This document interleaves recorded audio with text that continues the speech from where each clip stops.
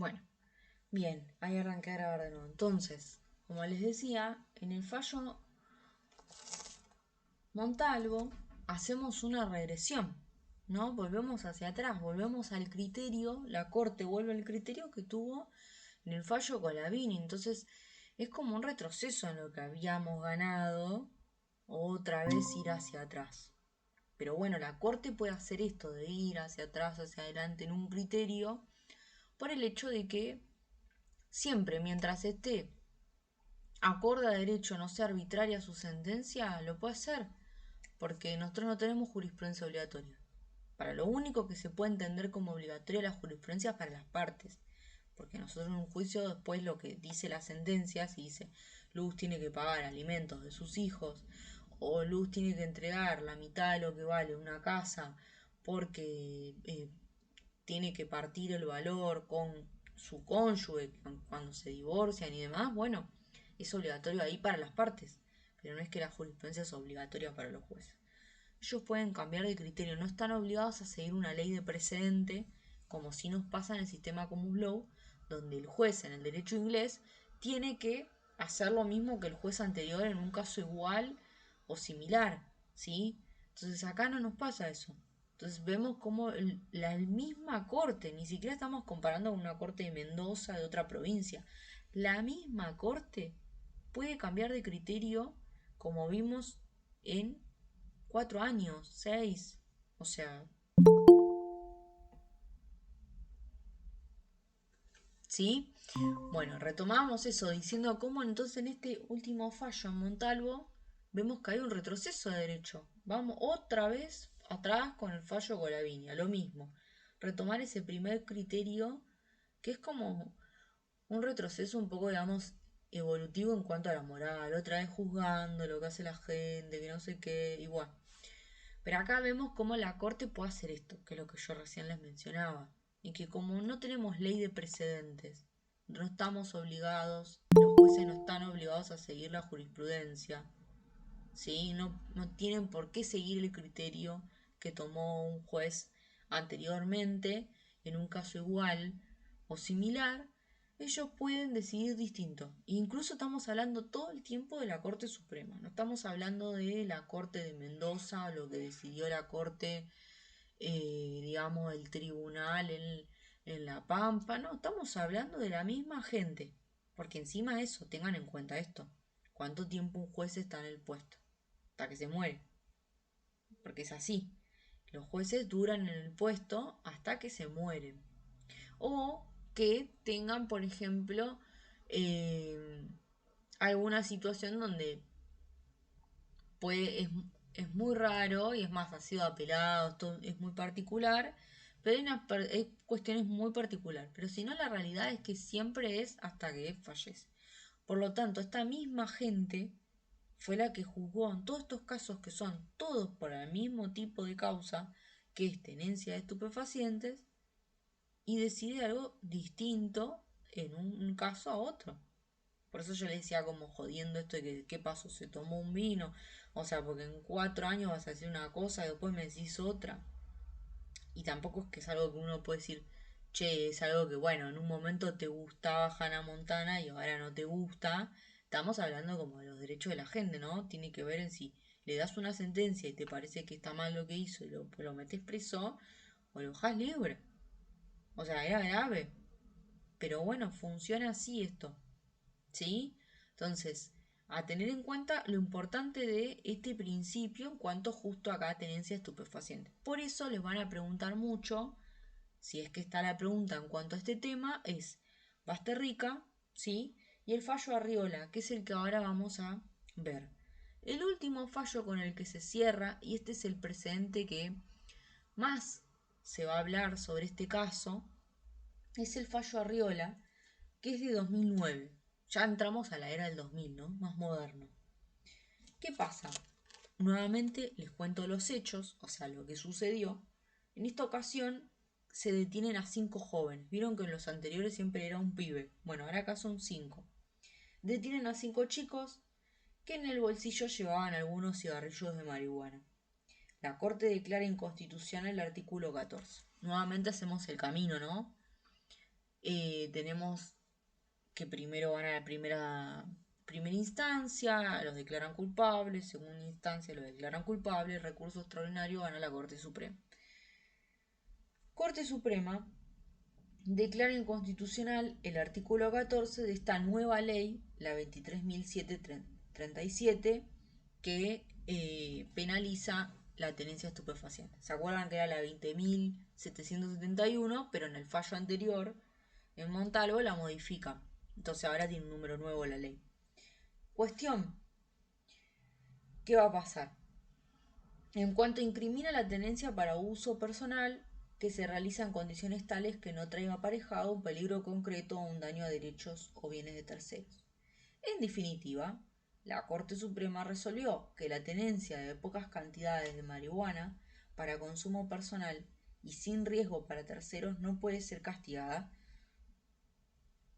porque el hecho cae en el ámbito de privacidad de los individuos, en su esfera de autonomía personal, y escapa a la posibilidad de castigo. Se vuelve el criterio del al fallo Basterrica, aunque con algunos límites.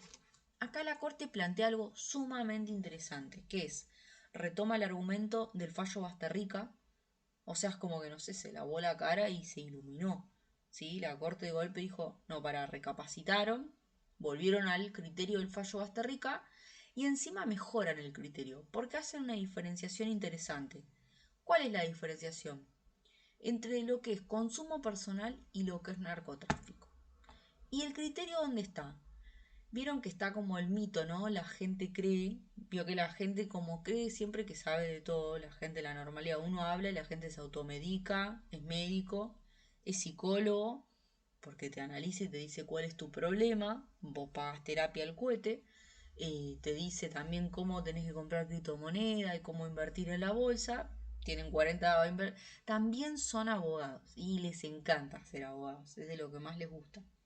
Y te dicen, no, flaco, si vos tenés, son 50 gramos el límite, tenés 50,0 narcotráfico, ¿entendés? Te extraditan y te mandan a México, te inventan cualquier cosa. No, no funciona así. El límite no está en la cantidad de gramos exacto. Es como a criterio, yo les digo como a conciencia, el criterio es como decirles, a ver, sentido común. Si a mí me agarran con 3 cigarrillos, es consumo personal. Si yo tengo un paquete así, que parece un bizcochuelo exquisita, eso no es consumo personal. Y es más, les va a parecer gracioso, pero hubieron casos donde la policía los agarró y trataron de hacerse un cigarrillo con un coso así, para demostrar que era propio. Es claro que nadie se va a hacer un coso así, que ¿qué es un canelón eso, señor? No, claramente eso no es consumo personal. Entonces, en ese caso, el fallo Basterrica ni el fallo Arriola te va a salvar como antecedente porque eso es tráfico. Esa cantidad es tráfico. Entonces, ese es el criterio. Entonces, el fallo Arriola, ¿qué hace? Retoma los argumentos del fallo Basterrica, pero lo mejora porque agrega el criterio de la diferenciación del consumo personal y el narcotráfico. Entendiendo por qué el narcotráfico como un delito. Primero porque está en el Código Penal y es un delito constituido aparte. Y además porque el narcotráfico encubre una red de otros delitos. El que se dedica al narcotráfico, no hace falta que nosotros sepamos mucho del tema, entendemos que transgrede un montón de leyes, ¿no? Personas que utiliza para pasar esa droga de un punto a otro, autos que tienen que ni siquiera estar registrados, obviamente no te tiene nada declarado ni paga ningún impuesto, nosotros le cubrimos la ganancia. A todo eso sumale, ¿no? Un montón de otras cosas raras que hacen, personas que maten entre los cárteles cuando se pelean, o sea, narcotráfico es el mundo oscuro de un montón de otros delitos más. Entonces, por eso es que está, digamos, marcado como que está mal, es delito. Pero ahora, el consumo personal, el que tiene, no sé, su plantita, su cosa, no sé cuánto ahí, bueno, eso es otra historieta y por eso sí va a ser consumo personal. ¿Sí? Porque es claro que nadie va a salir con un ladrillo a dar una vuelta a la plaza si es que va a fumar algo a la plaza o a la casa de un amigo o algo, no va a llevar un ladrillo, ¿no? Entonces, esa es la diferencia, es clara. ¿sí? Por eso no es que está en esto de la cantidad de gramos específico ni nada, sino que está en un criterio ahí abarcativo en cuanto al sentido común, en lo que claramente es consumo personal y aquello ya que se sobreentiende que está destinado a la comercialización, ¿sí? No vas a tener 9 plantas en tu casa que sean para vos solo. O sea, es muy extraño eso, es muy extraño, ¿no?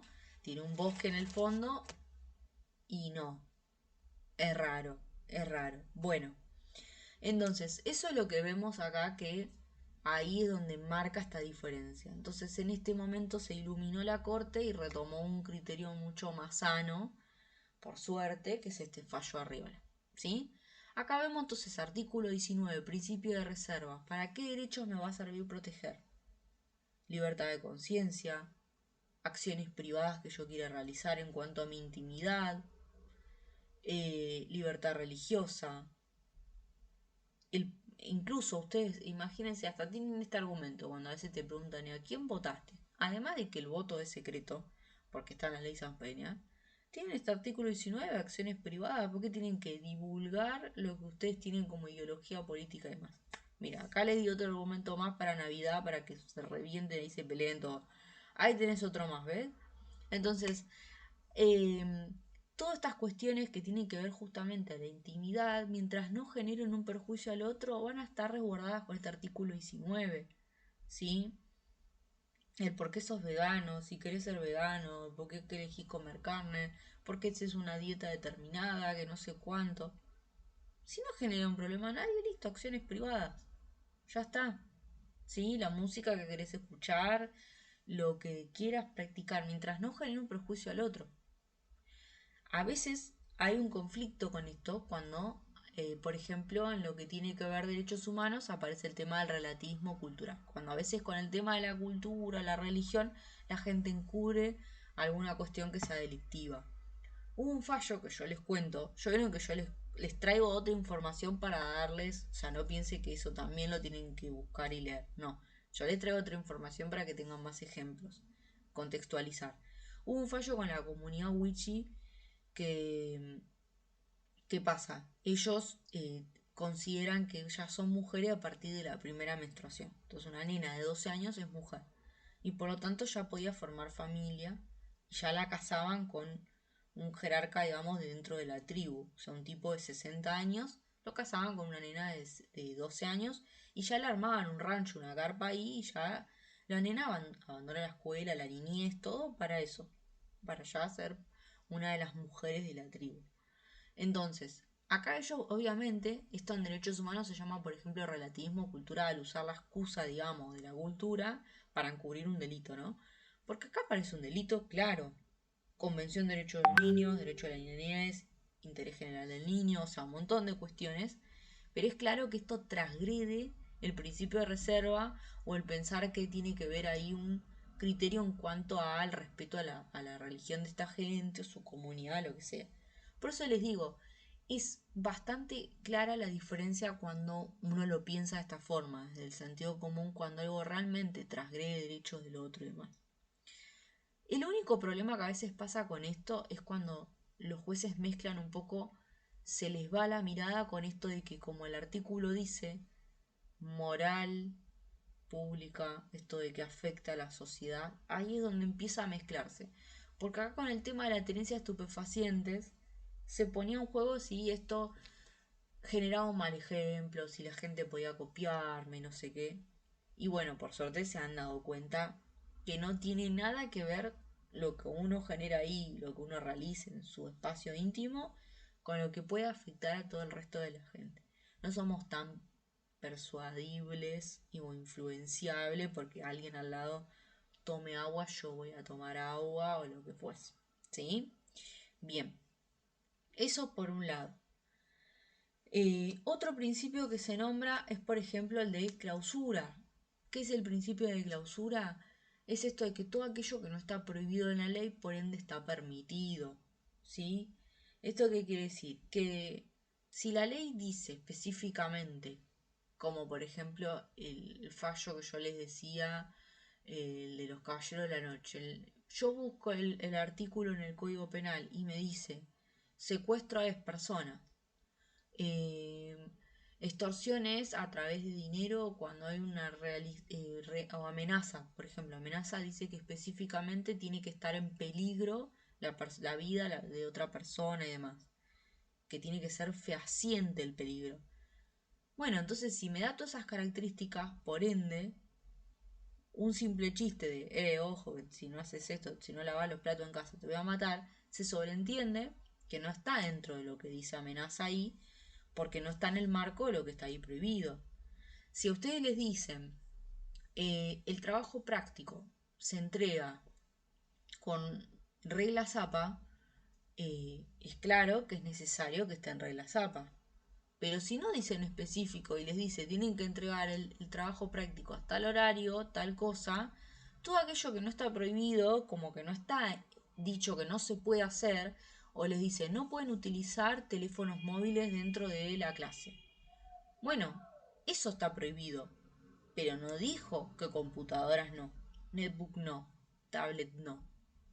Por ende, todo aquello que no está prohibido está permitido. ¿Sí? Entonces, a eso nos referimos. La prohibición tiene que estar específica. Todo lo que aquello que diga no, por ende yo voy a entender que se puede hacer. Si ustedes le dicen al trabajo, pueden venir únicamente con la parte de arriba de blanco, ustedes que entienden que puede ser camisa, que puede ser chomba, que puede ser remera blanca. No te dijo específico cuál. Entonces vos entendés que no está. Si te dice específicamente está prohibido venir con una remera con estampa, yo sobreentiendo que está permitido y con cualquier remera que sea lisa. ¿Sí? Entonces eso se refiere con aquello que no está prohibido, está permitido. Yo entiendo que lo que me dicen que no es lo que está mal y todo el resto es lo que puedo hacer. ¿Sí? Bien. Eh, el tema de los derechos por acción positiva y demás que veíamos tenía que ver con el tema de el caso de lo de la ley que obliga a tener este cupo del 30% obligatorio de mujeres justamente en el Congreso. Nosotros veníamos charlando de que esto se hace obligatorio para generar una igualdad a largo plazo por una desigualdad histórica que se venía arrastrando. La mujer tardó mucho tiempo en poder llegar a votar, a educarse, a ir a la universidad, a entrar a los partidos políticos y mucho más a poder tener un lugar de poder en la política. Por ende, aspirar a llegar a un congreso era casi imposible. Y que te pongan a competir a la par, al lado de un varón que viene teniendo todos esos derechos, es claro que es mucho más difícil que vos puedas llegar. Es como que te ponen una carrera y vos hace 2 días que estás entrenando y te ponen con Bolt, el chico este que había ganado todas las carreras, no sé cuándo. Entonces, hay una desigualdad total. Te dicen, no, si están corriendo a la par, da todo lo que vos tengas. Esa es la igualdad. No, eso no es la igualdad. La igualdad real está en esta igualdad de oportunidades. Entonces, justamente los derechos humanos nos dan esta perspectiva de que la igualdad se hace a través de una igualdad real, a través de una equidad, donde yo pueda generar estas oportunidades. Porque esto es al principio, después la cosa se va emparejando y entre las mismas mujeres que puedan ocupar esos puestos, al haber más cantidad de mujeres con chance, van a ir llegando las que estén más preparadas, porque sube la competitividad. ¿Sí? Al haber más chance de que todas podamos ir a la universidad, acá van a ver algunas que se van a destacar más sobre otras. No es como cuando al principio habían 10 y obviamente no había casi competencia. Cuando ahora hay un montón, como por ejemplo en la abogacía hay un montón de mujeres y muchas mujeres abogadas, o ya no sucede lo que pasaba en el mercado laboral antes, donde se elegía a menos mujeres más que a hombres. Hoy las eligen más porque hay más y son mejores. Entonces, si se destacan más y demás, empiezan a ocupar mejores lugares. Hoy, Colegio de la Abogacía, tenemos como vicepresidente una mujer. Impensado antes. Entonces, es como van llegando a ocupar más lugares a través de la posibilidad de esto, igualar oportunidades. Entonces, tiene que ver con eso. ¿Por qué se dice que es como una acción, digamos, positiva y demás? Se lo va a llamar así por el hecho de que en principio sí hay una discriminación. Pero discriminar no es una palabra mala, discriminar es separar dos cosas. Como cuando agarramos las medias del tender y armamos los pares. La blanca con la blanca, la gris con la otra. Yo discriminé, separé por colores. Entonces, discriminar no está mal. El tema es qué criterio uso. En este caso, sí, le quito lugar a un varón para que lo ocupe una mujer, pero porque por mucho tiempo no lo podía ocupar. Y de esta manera le doy la oportunidad. Y esto no es que lo hacemos porque somos buenos. Le damos la oportunidad porque justamente como dice Oslak, que ustedes lo van a leer en ciencia política o capaz lo leyeron, él habla de que lo que tenemos que tener en el Congreso tiene que ser la representación de lo que yo encuentro en la segmentación social. Si yo me subo al vagón de subte y veo varones, niños, mujeres, abuelos, ancianos, de todo, en el Congreso tengo que encontrar de todo. No puedo encontrar solo varones o solo mujeres o solo niños porque no hay una representación entonces real. Y lo que se discute en el Congreso nos importa, porque justamente es el destino del barco en el que estamos nosotros, ¿no? En este país en el que estamos. Y todo lo que se decide ahí nos influye. No es, yo laburo igual todos los días, no pasa nada. Sí, bueno, pero quizás dependiendo de lo que se decida ahí, mañana no tenés laburo, o vas a laburar por menos plata, o en peores condiciones. Entonces sí es importante que seamos parte de ese debate, ¿sí? Derecho positivo, derecho negativo. Mira, eso tiene que ver con el tema de que se considera que justamente hay esto de acciones positivas que son en cuanto a lo como que derechos comunes y demás, y esto de las acciones a veces negativas que es como resto, discrimino para en realidad sumar, ¿sí? A eso tiene que ver. Igualmente, nosotros el domingo vamos a hacer bastante ejercicio para que les quede más claro eso, porque a veces con las preguntas puede ser confuso, y ahí lo vamos a ver bien, eso, ¿sí? Después, la ley en cuanto a, esto porque me había consultado una compañera, ley en sentido amplio, ley en sentido estricto. Ley en sentido amplio es cuando se refiere a la regla del comportamiento, que tiene que ser obligatoria o no. Y en sentido estricto es que impone algún deber o otorga un derecho. ¿Sí? O sea, yo en sentido amplio entiendo a la regla en cuanto al comportamiento en sí, si me tiene que decir que es obligatorio, si no. Y cuando es estricto es cuando ya me impone algún deber o me otorga un derecho en específico. ¿Sí?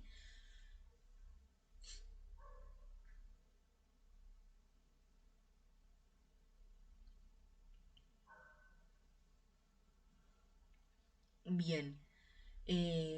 Después, ¿qué otro tema había que se me haya escapado por ahí?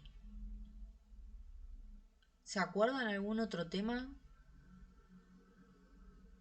Ay, no te escucho, justo, Vero. Tenés silenciado. Yo no entiendo, no entendí mucho el tema del habeas data, el reparativo, y digamos cómo se aplica en cada uno. ¿Entraba también el 43? Sí, lo habíamos visto, no, no me acuerdo. Sí, Sí, sí lo habíamos visto, pero me quedó una duda. el habeas Pero, corpus entra. Excelente, Belén. Sí. Bueno, el artículo 43 son las garantías. Entonces, nosotros hasta acá vimos todos derechos. El 19, el 18 son derechos. Aunque bueno, el 18 igual el debido proceso de garantía. Pero bueno, hasta acá venimos hablando de derechos y el 43 van a ser garantías. Y las garantías son justamente formas o mecanismos para efectivizar los derechos. O sea, es esto de ponerle la energía que necesitaba la tele para transmitir, la electricidad que necesitaba. Porque yo a veces puedo tener el derecho, pero si yo no tengo la forma de garantizarlo, es así, me meto el derecho en el bolsillo. O sea, yo tengo, por ejemplo, el artículo 14 que dice que vos tenés derecho a transitar, a moverte libre por todos lados. Bueno, un día te detienen en la calle porque te dicen que, bueno, no sé, tenés una gorrita, lo que sea, entonces te detienen. Y te dicen, bueno, vamos a hacer una averiguación de antecedentes, muchacho. Te llevan a la comisaría, te tienen detenido 6, 7 horas, se pasan las horas, se pasan las horas. ¿Qué está pasando ahí? Hay una limitación de un derecho, ¿no? Este derecho a circular libremente. ¿Y quién lo está limitando? Un policía. ¿Esa es una autoridad competente para hacer eso? No. ¿Quién es autoridad competente? El juez. Es el único que puede restringir derechos. El policía no. Entonces, acá ya tenemos un problema. Segunda cuestión, ¿está cumpliendo con la legalidad de ese proceso? ¿Qué hice yo mal? Solo averiguación de antecedentes no me pueden tener todo ese tiempo. Entonces, ¿qué hago yo con este derecho que tenía a circular? Me lo meto en el bolsillo. Necesito entonces algo que me lo proteja. Ahí aparece el 43. Ahí aparece la garantía. Yo aplico el habeas corpus, el famoso habeas corpus. El habeas corpus existe en todo el mundo. ¿Sí? Yo ya se los doy como dato. Existe en todo el mundo. Por eso lo habrán visto en películas norteamericanas que dicen usa el habeas corpus, no sé cuánto. Viene esta palabra en latín que significa hallar el cuerpo, dar causa, justificar. Entonces se refiere a esto, bueno, ¿dónde está el problema de la situación? ¿Qué pasó? ¿Te están entonces reteniendo en una comisaría y vos no hiciste nada? Bueno, se puede utilizar un habeas corpus. Entonces ahí tenemos distintos tipos de habeas corpus. Reparador, el clásico, ¿sí? Bueno, el clásico es para devolver a la situación anterior como estaba. ¿Cuál era la situación anterior? Y estaba caminando por Avenida Santa Fe. Entonces, volver a estar libre, recuperar mi derecho a la libertad circulatoria. Listo. En cambio, el habeas corpus reparador está más dirigido a la persona que ya está en contexto de encierro. Ya la pifié, ya estoy dentro de la cárcel, me la mandé, pero eso no quiere decir que no dejo de ser persona. Por ende, si hay un desmejoramiento en mis condiciones, ¿a qué se debe?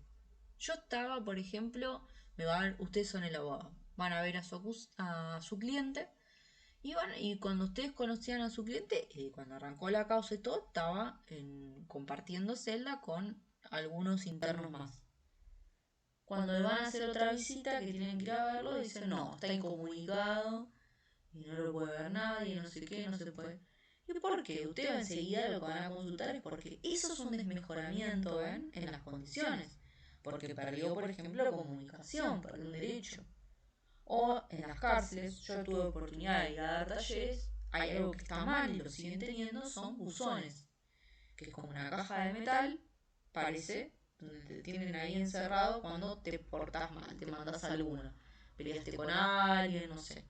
Ese criterio de qué es lo que vos hiciste mal y por qué te meten ahí, lo toma el guardacárcel en el momento. O sea, miren si hay una desigualdad de poder mayor, ¿no? Que alguien que está en contexto de encierro y esta persona que es como el que decide sobre tu vida en ese momento. Y el juez, para que a veces no haya problemas con esto, autoriza a distancia, ni siquiera sabe, ni importa a veces el motivo por el que esta persona lo meten en un buzón y lo autoriza igual. O a veces ni lo autoriza, o sea, lo autoriza después, cuando el abogado no reclama por esto, el juez manda ahí esa autorización.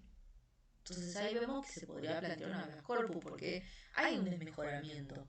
O estaba compartiendo celda con 20 personas y ahora de pronto está con 40. ¿Qué pasó? ¿Por qué está en peores condiciones? ¿Sí? A eso refiere. Entonces pide que se vuelva a la situación anterior, donde estaba un poco mejor. ¿A qué se debe? ¿Sí? Eso es el habeas corpus ahí reparativo. Clásico, reparativo, ¿y cuál era el otro? Pues son tres.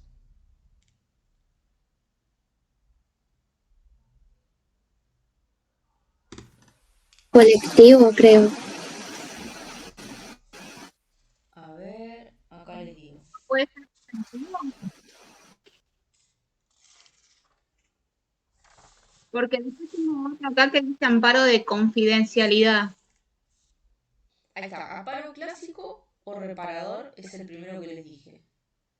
Después está el correctivo y nos falta el preventivo. Bueno, el preventivo es cuando hay una amenaza real y actual. ¿Qué quiere decir? Por ejemplo, yo estoy en proceso judicial, ¿no?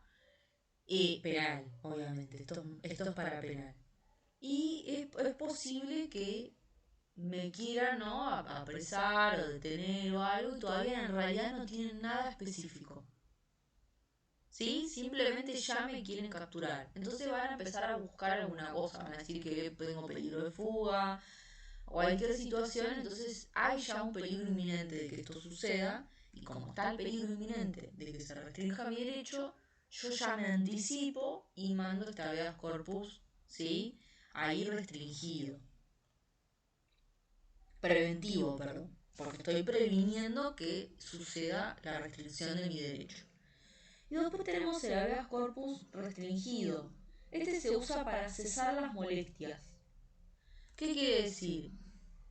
Yo tengo, ¿no? Esto de que, ¿qué pasa? Estoy también imaginen, estoy en medio de que me están investigando. O sea, todavía no estoy en un proceso judicial. Me están investigando porque presuntamente puede que esté asociado, no sé, a narcotráfico, a escuchas políticas, cosas así medio raras.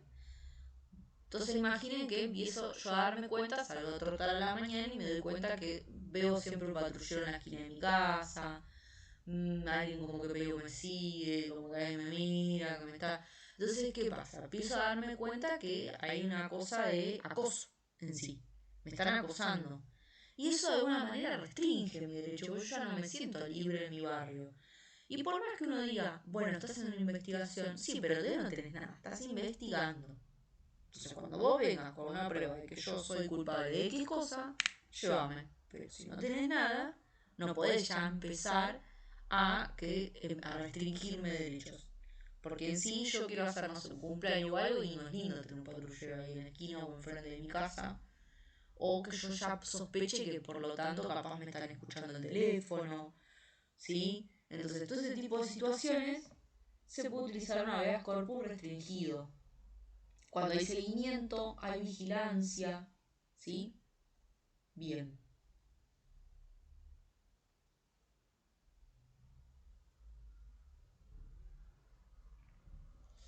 Perfecto. Bueno, esos son los habeas corpus. Entonces, ¿para qué lo vamos a usar siempre el habeas corpus? Como dijimos, cuando está en peligro mi libertad ambulatoria y mi integridad física. ¿Sí? Para las dos cuestiones. Proteger la libertad ambulatoria y la libertad y la integridad física.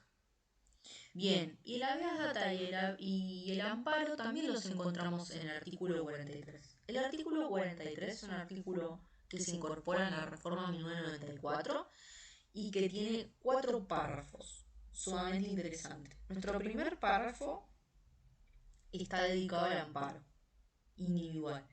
El segundo párrafo está dedicado a lo que se llaman derechos colectivos y el amparo colectivo.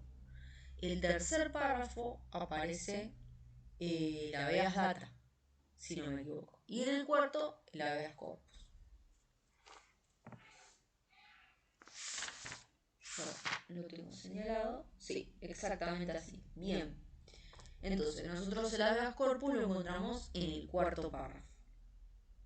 Y el amparo está en el primero. Bueno, el amparo nuevamente es una garantía, nos va a servir para proteger cuando hay una restricción de cualquier derecho que esté en la Constitución. Igualdad, derecho a la salud, a la educación. Sea que la restricción sea en ese momento o esté en peligro de que vaya a suceder. ¿Sí? Yo ya sé que va a pasar, entonces lo protejo. ¿A qué me refiero? Yo ya sé, tengo una bola de cristal en casa y digo, ay, me van a restringir la educación. No. Sé que se está trabajando un proyecto de ley en ese caso, o ya está el proyecto de ley, ya se aprobó, lo van a aplicar, una situación así. ¿Sí? O por ejemplo, imaginemos, no sé, tengo una nena en el colegio y el colegio ya me dice que no va a haber vacante o que el colegio empieza a avisar anticipadamente que por problemas económicos, supongamos colegio privado, dice que va a cerrar sus puertas. Y nosotros estamos en ya, lo avisa esto como en febrero, marzo, inscripciones. ¿Y qué pasa? Si yo no consigo colegio para marzo, la nena pierde el ciclo lectivo. Entonces ahí yo necesito un amparo educativo, ¿no? Un amparo por derecho a la educación. Porque necesito que ahí el Estado, que alguien me dé una respuesta, que le consigamos un colegio. Porque no es que es un derecho que puedo esperar. Esto es importante. El amparo lo vamos a usar por un derecho que es una cuestión urgente. Es una vía más rápida. Nosotros nos saltamos, cuando utilizamos un amparo, saltamos la etapa probatoria. Se hace más rápido. Porque no podemos esperar. Si esperamos más tiempo, como si fuese un juicio ordinario, la nena perdió 2 años de escuela. ¿Sí? Entonces necesitamos que nos den una respuesta lo más pronto posible. A lo sumo que en abril ya esté en un colegio nuevo, no más de eso. Porque ya está, pierde el año. ¿Para qué otra situación se les ocurre que podemos usar un amparo entonces? Si es algo así, que tiene que ser urgente.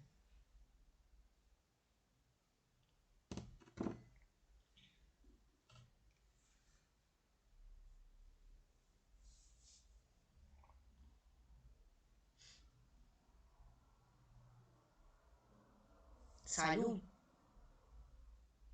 ¿Sí? En salud. Cuando estaba el gobierno de Macri, había implementado en un momento una ley de política pública que recortaba medicamentos en cuanto a lo que eran los hospitales públicos. ¿Sí? También podría ser seguridad, sí, también. Bueno, en salud. ¿Y qué pasaba? Dentro de los medicamentos que se recortaba, en cuanto a la cantidad que se proporcionaba y algunos que se dejaba de suministrar, estaban los medicamentos oncológicos para los pacientes con cáncer y los que era para la gente que tiene SIDA. Si bien el SIDA hoy en día está bastante tratado casi como una enfermedad crónica, porque después puede hacer el resto toda una vida normal, entre comillas, necesita la medicación para vivir. Porque una persona que tiene SIDA no tiene sistema inmunológico, o sea, depende de esa medicación. Y bueno, ¿qué pasa? Si yo ya sé que este proyecto de ley está y demás, ¿sí? Listo, meto ahí un amparo porque no voy a esperar a que no me den más medicamentos. Si cuando a mí no me dan los medicamentos yo estoy en peligro de morirme. No es que yo puedo esperar 1 año, 2 años a ver si me los dan de vuelta. Aparte, capaz la persona no tiene ni recursos, que es lo más posible si va a un hospital público, que no tenga recursos para comprarse esos medicamentos carísimos encima. ¿Sí? Y depende de ellos, no es que son un lujo.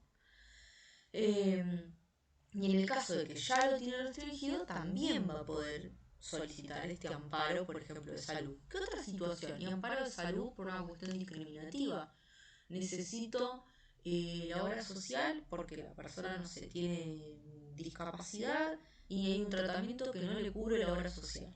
Típico. Esto es re típico. Y utilizan un amparo de salud.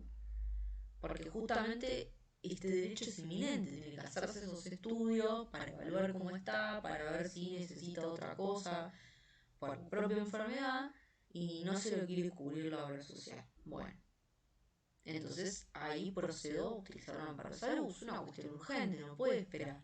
No puede hacerse el estudio dentro de 2 años, o no tiene por qué pagarlo si tiene una obra social, ¿sí? O quizás ni siquiera tiene los recursos para afrontar, pagar ese estudio de otra manera privada. ¿Sí? Bien, entonces el amparo me va a servir para esas cosas. Yo me quiero divorciar, digo, no me lo aguanto más a Menganito. A Carlos, me te aladra la cabeza, no lo aguanto más. ¿Puedo usar un amparo para sacármelo de encima más rápido? Y no, lo siento mucho, con dolor en el alma, te vas a tener que seguir fumando a Carlos hasta que termines, digamos, el divorcio de manera normal. Porque no es algo que va por la vía de amparo. Es más, ni siquiera es que, uy, el abogado de mala onda no me quiere hacer un amparo. No, el mismo juez te va a rechazar el recurso. Te lo va a rechazar. Porque justamente el amparo, si ustedes leen el artículo que dice, tiene que ser la vía más idónea. O sea, yo tengo que haber descartado mentalmente que no podía esperar, sino tenía que ir por un proceso ordinario. Entonces yo no es que me puedo divorciar a través de un amparo. Tendré que esperar solo para estas cuestiones urgentes. Porque justamente si se colapsara de todo el resto y se vuelve un proceso ordinario, porque lo tendría lleno de un montón de otros casos que no son urgentes. Es como lo que pasa en la sala de urgencias de un hospital. Si la sala de urgencias no se administra bien, va a pasar lo que ustedes ven, que va gente, yo lo he visto, gente que va a charlar, que le va a contar el día cómo estuvo, al médico, no sé cuánto, que no sabe si le dolía bien la cabeza o la panza. Ahí qué pasó, el filtro del que te atiende adelante no lo hizo bien. La tendría que mandar a la casa y haberle dicho, no, mira, vos no estás para guardia. Si vos querés sacarte un turno, te lo sacás y venís otro día. Pero la guardia es para el que viene con que tiene un martillo acá en la frente, que no da más, que le duele la panza. La guardia es para el que necesita de urgente, que lo atiendan ahora, no puede esperar. Vos sacate tu turno y vení el día que corresponda. El amparo es lo mismo. Es para esta persona que lo necesita urgente. No es para todo el resto. ¿Sí? Otra situación que puede ser de amparo, que sucede mucho. La UBA tarda mucho en dar los títulos, normalmente. Como que tiene una cuestión ahí administrativa que da muchas vueltas. Entonces se recomienda hacer a veces un amparo por el título. ¿Por qué? Porque en otras profesiones capaz de ejercer igual, pero nosotros necesitamos tener matrícula para ejercer como abogado. Entonces eso que es un derecho a trabajar. Y a su vez un derecho alimentario, porque uno necesita trabajar para comer, o sea, no es que uno trabaja por vicio o que tiene ganas y tiempo libre. Entonces ahí se presenta un amparo porque se está violando el derecho al trabajo. Se resuelve y entonces se acorta el plazo y uno puede tener el título más pronto. ¿Sí? Entonces ven que sirve para un montón de cosas el amparo. Pero siempre va a ser cuando hay esta cuestión de un derecho que está en la Constitución, que está siendo violado ahora o posiblemente va a ser violado a la brevedad y que necesita un tema, una resolución urgente. No puedo esperar. Yo no puedo esperar. Ya la UBA se demora un año en darme el título. No puedo seguir esperando. Ya me fumé 6 años para hacer la carrera y que me voy a comer 3 años más para que me den el título. No, ya quiero trabajar. O sea, no lo necesito para pegarlo a la pared. Ya tengo la foto, ya me saludó mi abuela. Ahora quiero el título, quiero trabajar. ¿Sí? Entonces a esto se refiere el amparo. Después, el amparo colectivo, que es el que le sigue, tiene que ver con los derechos de incidencia colectiva, que es cuando en vez de estar afectado el derecho de una persona, está afectado el de un grupo. Entonces acá entra el tema del derecho consumidor o ambiental. Entonces imaginen esto, se instala una empresa que larga un montón de desperdicios contaminantes en el barrio donde uno vive. Entonces yo tengo asma, el otro se agarra otra enfermedad, el otro tiene cáncer, tuberculosis, no sé qué, y lo conductor, todos nos enfermamos por la fábrica.